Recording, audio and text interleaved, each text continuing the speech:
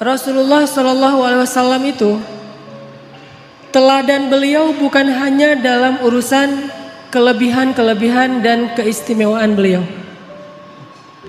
tapi Rasulullah SAW juga teladan justru dalam kekurangan dan kekeliruan-kekeliruan beliau.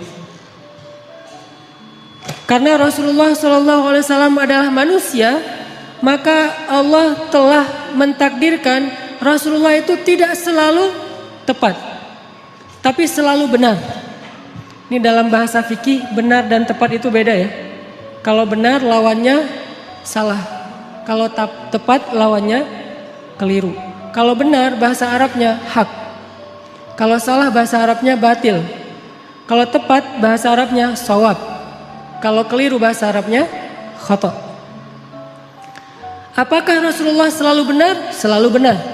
Rasulullah tidak pernah mengajarkan yang batil. Tapi apakah Rasulullah pernah keliru? Pernah. Rasulullah itu berbuat dosa? Tidak. Tapi lupa? Ya. Dan Rasulullah SAW teladan untuk kita bukan cuman ketika beliau tepat. Bahkan beliau teladan untuk kita ketika beliau keliru. Rasulullah SAW bukan cuma teladan buat kita ketika beliau ingat, tapi juga teladan untuk kita ketika beliau lupa. Nah, teladan ketika Nabi keliru, teladan ketika Nabi lupa, ini jarang dibahas. Padahal itu uswatun hasanah juga loh. Uswatun hasanah dari mana? Kalau kita lupa, kalau kita keliru, kalau kita salah, gimana cara kita untuk tetap on the track, tetap diridhoi Allah, tetap Allah maafin kita kalau kita salah, kalau kita keliru, kalau kita lupa, kalau kita silap, kalau kita berdosa. Caranya adalah kita harus meneladani Nabi ketika Nabi juga berada dalam kondisi yang sama, walaupun tetap Nabi lebih baik daripada kita. Buat saya, laqad kana lakum fi Rasulillahi uswatun hasanah bukan hanya ketika Nabi SAW sholatnya khusyuk, tapi juga ketika Nabi sholat lupa rakaat. Nabi itu pernah sholat harusnya 4 rakaat, lupa jadi 2 rakaat. Terus selesai salam 2 rakaat nih, kayak orang sholat qashar. Selesai salam, sahabat nanya, ya Rasulullah, apakah kita mengqashar sholat? Kata Nabi, tidak. Memangnya kenapa? Kita sholat 2 rakaat loh Rasul. Kata Nabi, beneran? Beneran. Tanya ke sahabat-sahabat yang lain, semuanya bilang ya, kita tuh sholat 2 rakaat. Akhirnya Nabi berdiri lagi, takbir, melanjutkan 2 rakaat sholat yang tersisa dan menutupnya dengan sujud sahwi. Lupanya Nabi uswatun hasanah. Sehingga kalau kita mengalami apa yang pernah Nabi alamin, kita sholat lupa nih, maka kita punya teladan yang paling baik untuk memperbaiki kesalahan dan kelupaan kita. Oh, kalau saya kurang 2 rakaat, tinggal tambah. Tidak harus diulang dari awal menurut jumhur ulama. Uswatun hasanah. Dan bukan hanya itu, uswatun hasanahnya juga buat kita bahwa Nabi itu gak pernah sombong, gak pernah gengsi untuk mengakui bahwa beliau keliru. Itu juga uswatun hasanah. Kan harusnya Nabi itu yang dilihat itu yang ideal-ideal, yang keren-keren, yang istimewa ya. Begitu sekali keliru, Nabi kalau misalnya beliau bukan teladan, beliau nggak akan ngaku. Ah, kalian aja yang nggak khusyuk, kan saya nggak mungkin nggak khusyuk. Saya ini Nabi loh, masa kalian ngomongin saya salah? Nggak. Kalau kayak gitu, beliau bukan uswatun hasanah. Justru karena beliau lapang dada, besar hati, low profile, tawadu, dan mau mengakui kalau beliau memang keliru, disitulah uswatun hasanah dari Nabi untuk kita. Kadang seorang ustadz bisa salah, kadang seorang guru bisa keliru, kadang seorang pemimpin juga salah. Gak boleh seorang pemimpin merasa bahwa dia tuh selalu benar, tuh gak boleh. Karena kalau dia sudah merasa selalu benar, berarti dia sudah mengkultuskan dirinya. Dan Allah mengatakan fala tuzakku anfusakum huwa a'lamu bimanittaqa. Janganlah kalian menganggap diri kalian suci, artinya nggak pernah salah. Jadi pemimpin yang meneladani Rasulullah SAW bukan cuma meneladani dari angle jujur, amanah, profesional, tapi juga meneladani Nabi dari angle apa? Bahwa kalau keliru berbesar hati untuk mengakui. Kalau dinasihati oleh orang lain dan nasihat itu memang tepat dan benar, maka dia menerima dengan lapang dada. Kalau perlu dia berterima kasih kepada orang yang sudah menasihati dia, bukan malah ilfil, bukan malah menyakiti, bukan malah menzolimi. Ini uswatun hasanah ketika Nabi keliru. Laqad kana lakum fi Rasulillah Laqad kana lakum fi Rasulillahi uswatun hasanah. Pasti di dalam diri Rasulullah itu ada uswatun hasanah, tapi kan Rasul nggak selalu tepat, walaupun tepatnya itu banyak, sedikit keliru, tapi tetap ada kelirunya. Bahkan kalau kita baca ayat-ayat Al-Quran, kita akan menemukan lebih dari satu ayat-ayat teguran terhadap Nabi, ya kan? Walaupun yang populer satu surat Abasa, tapi surat dengan makna yang sama dengan surat Abasa di dalam Al-Quran itu lebih dari satu, ada beberapa, bahkan lebih dari 3. Kenapa kok Nabi sampai kayak gitu? Biar kita bisa meniru Nabi kalau kita melakukan kesalahan. Seorang suami tidak selalu harus benar dan tidak perlu merasa gengsi mengakui kalau kali ini yang benar adalah istrinya. Buat yang udah punya istri. Yang belum punya juga belum tentu selalu benar. Kadang yang benar adalah teman kos-kosannya. Kadang yang benar adalah mantannya. Kan gak masalah kan? Kalau ditanya kenapa kalian putus, gua gak sabar. Jangan, oh dia tuh emang gini-gini. Enggak, kadang-kadang emang dia yang baik, kita yang waktu itu lagi terbawa emosi. Tapi di balik semua itu emang lebih baik putus mungkin, supaya mereka mencari yang lebih baik dan lebih halal. Tapi yang pasti teman-teman, kita coba malam ini belajar uswatun hasanah Nabi dalam kondisi ketika Nabi keliru. Dan ini sama sekali bukan ingin menjelek-jelekan Nabi, sebaliknya kita ingin melihat betapa Nabi itu hebat. Justru ketika kita melihat betapa Nabi besar hati, lapang dada, kita akan semakin kagum kepada sosok Rasulullah Sallallahu Alaihi Wasallam. Contoh sholat tadi aja udah dapat 2 uswah, 2 teladan. 1, Nabi besar hati.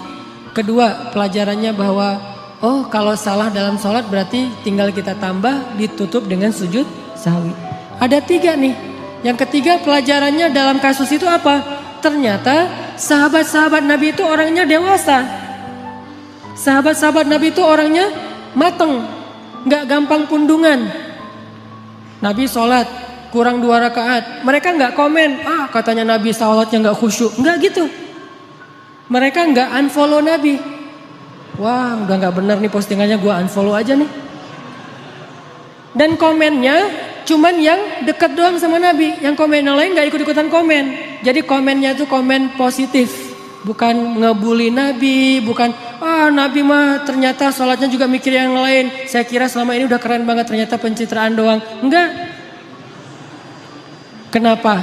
Karena mereka followers yang udah mateng. Bukan followers yang labil, yang galau gitu. Sehingga sekali Nabi postingnya agak-agak kurang tepat, mereka pundung fisabilillah.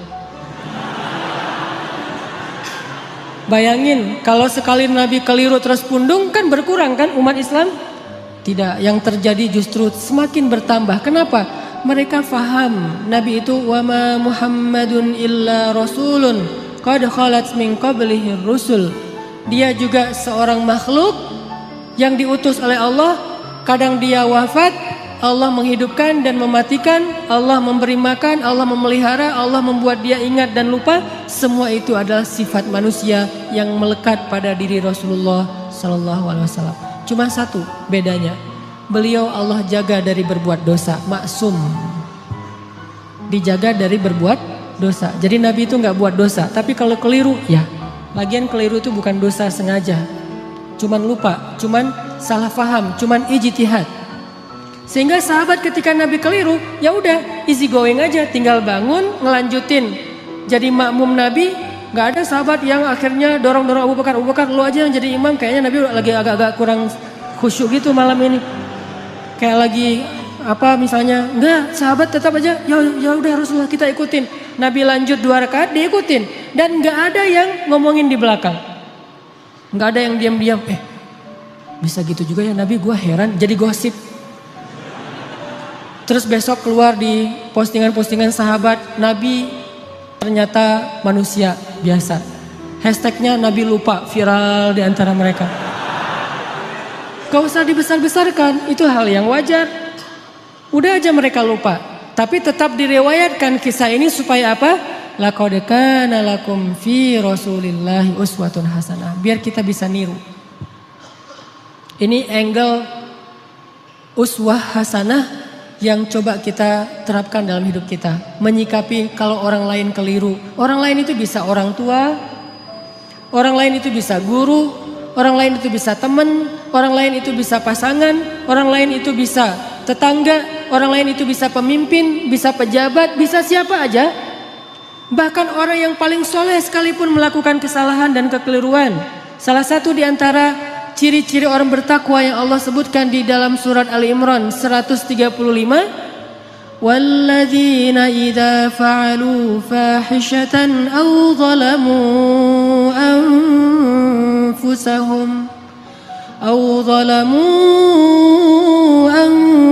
anfusahum dzakarullaha fastaghfaru lidzunubihim.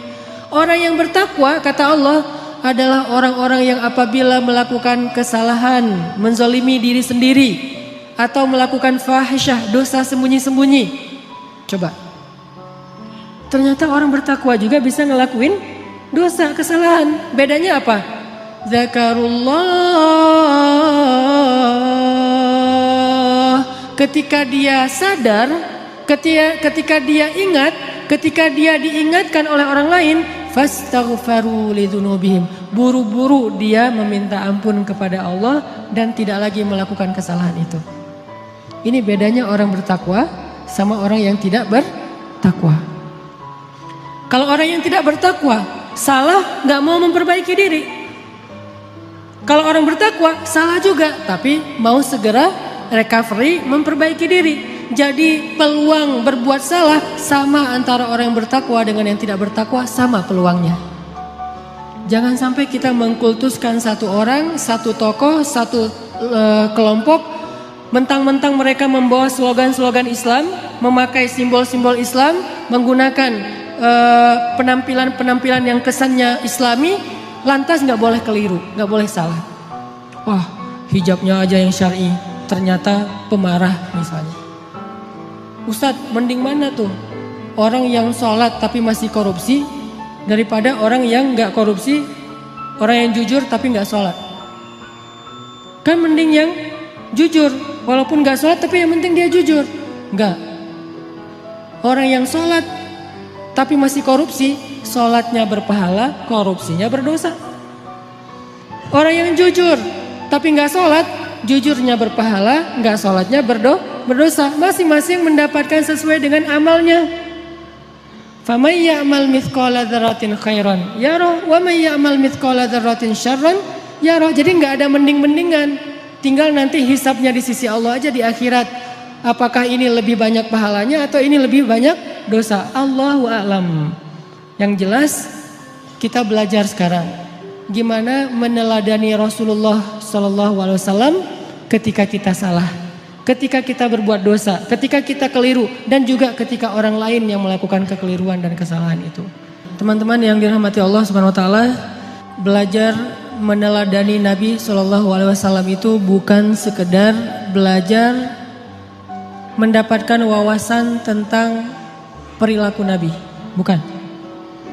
Kita hafal ayat itu tapi tidak menjadi perilaku, tidak jadi karakter, nggak jadi attitude, berarti kita belum meneladani Nabi. Cuma hafal ayatnya doang nih.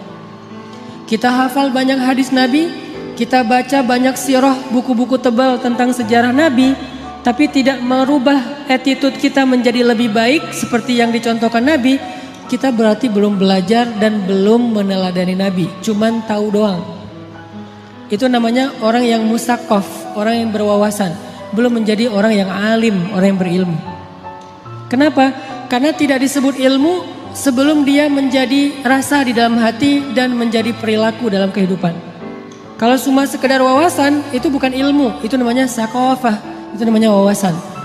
Makanya malam ini ketika kita belajar uswatun hasanah Nabi SAW, kita coba munculkan tekad dalam diri kita masing-masing. Pokoknya habis dengar sharing malam ini, saya pengen memperbaiki sikap saya di sosmed. Saya pengen memperbaiki sikap saya dengan teman. Saya pengen memperbaiki sikap saya kepada keluarga, terutama orang tua. Saya pengen memperbaiki sikap saya kepada mantan. Cara memperbaiki sikap kepada mantan apa? Unfollow. Gak boleh following ya.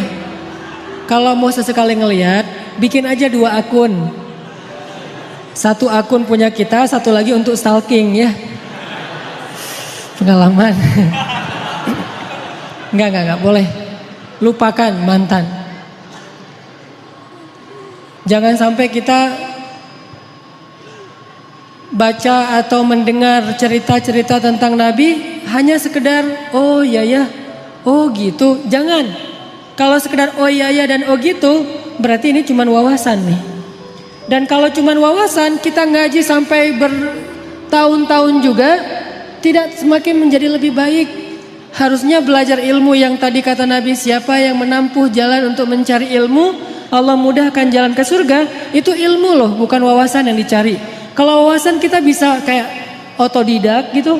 Kita bisa belajar sendiri dengan dengerin YouTube. Tapi kalau ilmu kan bukan cuma dengar. Kita latih tuh. Apa yang udah kita dengar kita latih sehari mungkin gak langsung jadi nih. Sama kayak yang barusan kita dengar misalnya tentang gimana berbesar hati dalam menerima masukan orang lain. Kan gak gampang tuh. Gimana berlapang dada mengakui kekeliruan dan kesalahan kita. Walaupun itu menyakitkan. Itu gak gampang loh.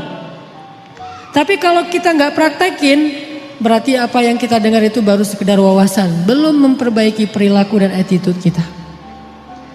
Kita belajar sekarang uswatun hasanah Nabi SAW, bukan sekedar pengen tahu, penasaran ayatnya mana aja ya, hadisnya gimana aja ya. Kita bukan pengen berdebat dengan dalil, kita pengen memperbaiki diri. Tapi kalau kita pengen berdebat dengan dalil, kita akan lebih fokusnya ke dalil itu riwayat siapa, kemudian teks aslinya kayak gimana, terus kalau perlu di capture. Nanti kalau ada teman kita yang berbeda pendapat, tinggal kita broadcast, kita share. Ini sekedar wawasan yang dijadikan bahan perdebatan. Buat apa kalau kayak gitu? Harusnya kita belajar bukan supaya jago berdebat. Bukan kalau kita nanti berdebat dengan teman kita di grup, kita punya banyak argumen, dalil segala macam. Buat apa yang kayak gitu-gitu? Bahkan Nabi aja pernah mendengar sahabat berdebat di dalam Masjid Nabawi, dilemparin debu sama Nabi. Jadi ada sahabat lagi ngaji nih, lagi baca Quran di dalam masjid. Kan rumah Nabi di sebelah masjid. Tadinya ngaji, asik tuh, seru. Bismillahirrahmanirrahim, baca santai. Lama-lama mulai terjadi keriuhan, kegaduhan. Nabi dalam rumah ngedengar kok udah mulai ada orang yang teriak-teriak ya. Kok mulai kayak ada orang yang marah-marah. Nabi keluar melihat mereka lagi berdebat tentang makna satu ayat. Nabi mengambil debu dan melempari mereka dengan mengatakan, kalau kalian membaca ayat Al-Quran, carilah ayat yang mempersatukan kalian. Artinya jangan membaca ayat-ayat yang membuat kalian berpecah belah. Bukan ayatnya, tapi persepsi dan tafsiran terhadap ayatnya. Jadi teman-teman, saya pengen magerin dulu nih, bahwa yang kita belajar malam ini, termasuk saya, kita niatkan untuk memperbaiki perilaku kita. Baik perilaku kita di dunia nyata atau di dunia maya. Pokoknya kita perbaiki perilaku kita. Dan anak Indonesia tuh, anak Jawa Barat, orang Sunda itu diantara seluruh suku yang ada di Indonesia itu kan termasuk salah satu suku yang terkenal paling lembut, santun, tata keramanya luar biasa kan. Jangan sampai identitas itu hilang oleh modernitas. Sehingga gara-gara kita hidup di dunia maya, medsos, kita melupakan tradisi nenek moyang kita yang sebetulnya luar biasa. Kenapa tradisi itu harus pindah ke Jepang, harus pindah ke New Zealand, harus pindah ke negeri-negeri yang tidak mengenal agama? Harusnya tradisi itu tetap ada di negeri kita, di negeri orang-orang yang beriman kepada Allah Subhanahu wa taala. Makanya kita perbaiki lagi. Karena saya beberapa kali jalan ke beberapa negara, rahmat dari Allah bukan karena hebat. Kalau orang lain mungkin jalan-jalan itu karena banyak duit ya. Ada yang bahkan sakit kepala dikit jalan ke luar negeri. Di rumah nggak ada bawang ke Singapura ya. Kalau saya mah alhamdulillah gratis diundang akhirnya ke luar negeri. Tapi diniatkan juga sekalian belajar, main, termasuk pencitraan ordai gitulah pokoknya. Jalan ke Korea, ke Jepang gitu. Kenapa orang Jepang itu attitude-nya lebih Islami daripada kita? Padahal mereka tidak membaca teks-teks agama karena mereka terus berusaha memperbaiki perilaku mereka. Walaupun sisi lain mereka banyak masalah sih. Jalan ke New Zealand, di Auckland misalnya. Itu orang-orangnya itu luar biasa, sangat menjaga perasaan orang lain. Nah kita punya teks yang sangat ideal. Punya teladan uswatun hasanah yang udah paling keren lah pokoknya. Nggak ada lagi teladan yang lebih keren daripada teladan kita. Emang ada manusia yang lebih keren daripada Rasulullah? Nggak ada kan? Rasulullah itu yang paling keren udah tuh. Yang paling teladan terbaik. Kalau teladan kita udah terbaik tapi perilaku kita nggak terbaik, pasti ada masalah dalam kita meneladani Nabi ini. Bukan Nabinya yang nggak keren. Kita belum meneladani Nabi secara utuh. Baru mengambil wawasan-wawasan dari hadis-hadis Nabi SAW.